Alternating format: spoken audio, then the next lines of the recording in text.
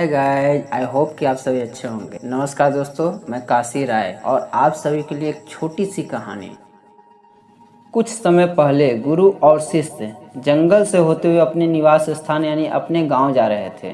जाते जाते उन्हें एक पुरानी झोपड़ी दिखाई दी तो शिष्य ने अपने गुरुजी से बोला, गुरुजी, अब शाम हो गई है और दूर दूर तक कोई घर मकान नहीं दिखाई दे रही है और हम लोगों का गांव अभी बहुत दूर है। इसलिए अच्छा होगा कि ये सामने पुरानी झोपड़ी जो दिखाई दे रहा है उसी झोपड़ी में चलते हैं और उस झोपड़ी के मालिक से अनुमति लेकर आज रात इसी जगह विश्राम यानी आराम करके सुबह फिर अपने गांव चलेंगे। तो गुरुजी हाँ का इशारा करते हुए अपने सर को हिलाए और उस झोपड़ी के पास जाकर अपने शिष्य से बोले, दरवाज़ा खटखटाओ। तो शिष्य ने दरवाज़ा खटखटाया। गुरु और शिष्य पहले से चौंके हुए थे क्योंकि उसके आसपास बहुत ढेर सारा खेत और ज़मीन भी थी जो उपजाऊ दिख रहा था, लेकिन उस खेत और ज़मीन को देखकर ऐसा लगता था कि उस खेत और ज़मीन का मालिक उस पर जरा सा भी ध्यान नहीं दे रहा है। जैसे ही टूटे फूटे झोपड़ी का दरवाज़ा खुला, अंदर से एक आदमी निकला, उसके साथ उसकी पत्नी भी निकली और उसके साथ 3 बच्चे भी थे जो सभी फटे पुराने कपड़े पहने हुए थे। गुरु ने बड़े विनम्र आवाज़ में बोले, क्या हमें पानी मिल सकता है? आदमी ने बड़े खुशी से पानी दिया। पानी पीते पीते गुरुजी बोले, देखिए शाम हो चली है और कुछ ही देर में अंधेरा छा जाएगा और हम लोगों का निवास स्थान अभी बहुत दूर है, इसलिए आपका अनुमति हो तो आज रात यहीं ठहर जाऊं और सुबह फिर निकल जाऊंगा। तो उस आदमी ने अनुमति स्वीकार कर ली। फिर रात को जब गुरुजी और शिष्य भोजन कर रहे थे, उसी समय भोजन करते करते गुरुजी बोले, मैं देख रहा हूँ आपका खेत इतना बड़ा है परंतु इसमें कोई फसल नहीं बोई गई है, आप लोग अपना गुजारा कैसे चलाते हैं? आदमी बोला, हमारे पास एक काली भैंस है, वो काफ़ी अच्छा दूध देती है, दूध बेचकर कुछ पैसे मिल जाते हैं और बचे हुए दूध का हम लोग सेवन कर लेते हैं और हमारा गुजारा इसी तरह चलता रहता है। भोजन करके सभी लोग सो जाते हैं।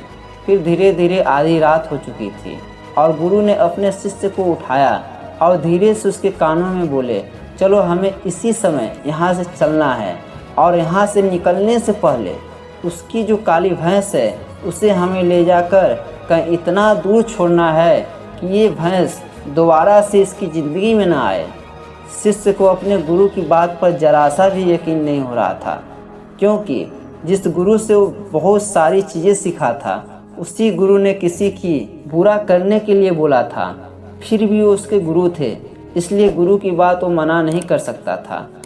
आखिर में गुरु और शिष्य भैंस को लेकर जंगल की ओर निकल पड़े और भैंस को एक ऐसी जगह पर छोड़ दिया जहाँ से भैंस का आना मुश्किल था। यह घटना शिष्य के मन में बैठ गई थी और करीब 10-11 साल बाद वह शिष्य एक बड़ा गुरु बना। तब उसने सोचा क्यों न अपनी गलती सुधार लिया जाए और उस गलती को सुधारने के लिए उस आदमी से मिला जाए और उसकी आर्थिक मदद की जाए जिससे उस व्यक्ति का आगे आने वाली ज़िंदगी खुशहाल ज़िंदगी बने। और वो निकल पड़ा उस आदमी की मदद करने के लिए। कुछ टाइम चलने के बाद वो शिष्य वहीं पे पहुंच गया जहां वो पहले पहुंचे थे, परंतु वहां का दृश्य देखकर फिर चौंक गए। वहां पर उसने देखा बहुत बड़े बड़े से फल के पेड़ लगे हुए हैं, एक बड़ा सा घर बना हुआ है। शिष्य को लगा शायद भैंस को चले जाने के बाद वो परिवार सब कुछ बेचकर चला गया होगा, इसलिए वो मायूस होकर वापस लौटने लगा। तभी उसने देखा उस आदमी को। फिर बोला, आप मुझे नहीं पहचानते? आदमी ने मायूसी से बोला, हाँ, कैसे भूल सकता हूँ उस दिन को, आप लोग तो बिना बताए उसी दिन चले गए। पर उसी दिन न जाने क्या हुआ, जो मेरी भैंस भी थी वो भी कहीं चली गई और आज तक नहीं लौटी। कुछ दिनों तक तो मुझे समझ ही नहीं आ रहा था कि क्या करूं या क्या कर पाऊंगा, पर जीने के लिए मुझे कुछ न कुछ तो करना ही था। तो लकड़ियाँ काटकर मैंने बेचने का काम शुरू किया और उससे मैंने कुछ पैसे इकट्ठे किए और जो भी मेरे पास पैसे थे उससे मैंने अपने खेतों में फसल लगाई। आखिर में मुझे अपने मेहनत का फल मिला। फसल बहुत ही अच्छी निकली। बेचने पर जो पैसे मिले उससे मैंने फलों की बगीचे लगवा दिए। ये काम बहुत ही अच्छा चल पड़ा और इस समय आसपास के हजारों गांव में से सबसे बड़ा फल का व्यापारी मैं ही हूँ। सचमुच ये सब कुछ ना होता अगर वो भैंस न चली गई होती, क्योंकि उसी के कारण मैं लाचार था और उसी के कारण मैं और कोई काम नहीं करना चाहता था। उसके जाने से मैंने तुरंत नए रास्ते निकाले जिससे मैं पैसा कमा सकता था और आज मैं एक बहुत बड़ा व्यापारी बन चुका हूँ। शिष्य बोले, लेकिन ये काम तो आप पहले भी कर सकते थे। आदमी बोला, कर सकता था, लेकिन तब मेरी ज़िंदगी बिना मेहनत की भी चल रही थी। मुझे कभी लगा ही नहीं कि मेरे अंदर भी इतना कुछ करने की क्षमता है, तो कोशिश ही नहीं की। लेकिन जब मेरी भैंस चली गई तब मुझे एहसास हुआ कि मैं दूसरा भी काम कर सकता हूँ और मेरे बच्चे, मेरी पत्नी को और अच्छी ज़िंदगी भी दे सकता हूँ।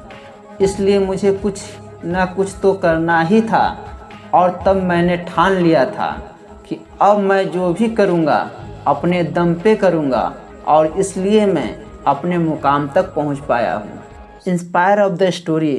सोचिए, कहीं आपकी ज़िंदगी में भी तो कोई ऐसी भैंस तो नहीं जो आपको एक बेहतर ज़िंदगी जीने से रोक रही हो।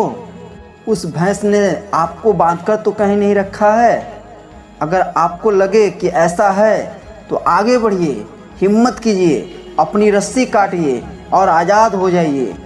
आपको खोने के लिए बहुत कम चीज़ है, पर सोचिए, अगर आप सक्सेसफुल हो जाएंगे तो पाने के लिए पूरा जहान है आपके पास। चाहिए और उसे पाकर दिखाइए और अपनी ज़िंदगी को पावरफुल बनाइए।